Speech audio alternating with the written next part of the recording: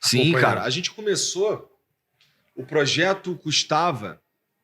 Ele sempre custou ali, pelo menos até ele se tornar viável, ele custava por volta de R$20 mil por mês, que era um dinheiro que eu e o Monark a gente injetava, né? E... Cara, era uma grana, né? E a gente, não tinha, ninguém acreditava na gente. O quantas vezes eu ouvia, cara, isso não vai dar dinheiro. Cara, isso um dia vai acabar os convidados.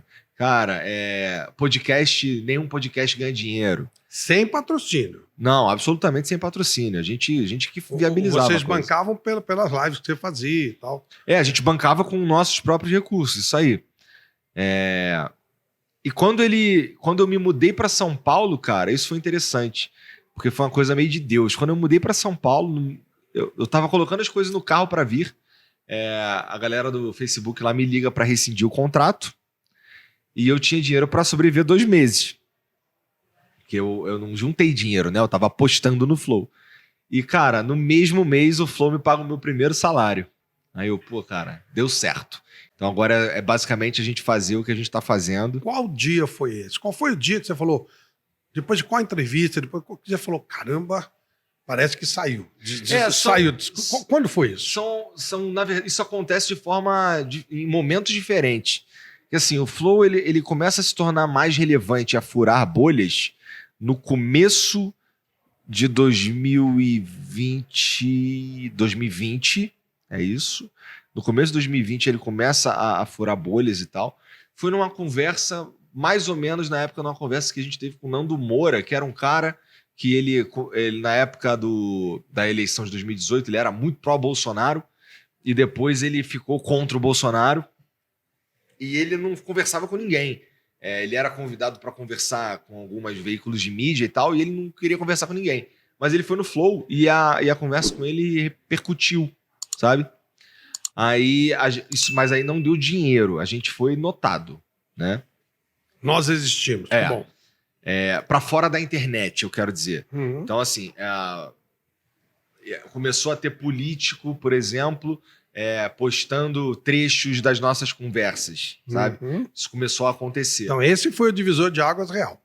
Esse foi quando a gente fura a bolha. Não tô dizendo que o Nando Moura ele foi o cara que fez a gente virar. Porque a gente ia virar. É que o assunto que o Nando Moura foi tratar lá estava muito quente na época, né?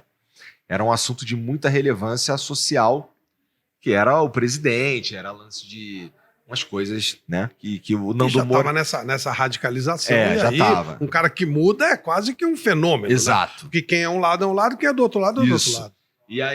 E aí a gente... Sim, mas ele só começa a dar dinheiro no meio do ano.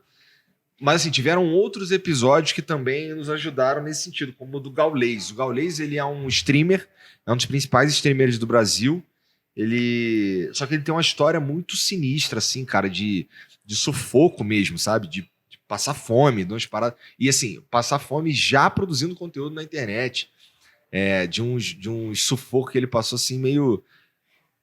Uma história meio... Tu já viu um filme que é do Will Smith, que é Em Busca da Felicidade? Sim, que ele sai com o filho e tal. Então, a história do Gaules, a vibe é meio essa, sabe? Então, a galera... Tanto que tem um momento nessa conversa que todo mundo no estúdio chora. Fica todo mundo chorando. E eu segurando a onda. O Jean bota a câmera em mim e eu fico enrolando um tempo para as pessoas se recomporem e voltar à conversa. Foi bastante impactante.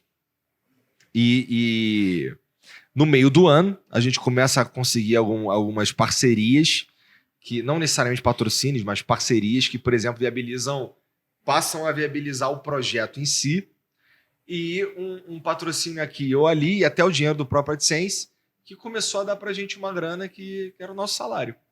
Que foi no mesmo mês que o Facebook rescindiu o contrato comigo. Então foi meio que uma parada de Deus mesmo.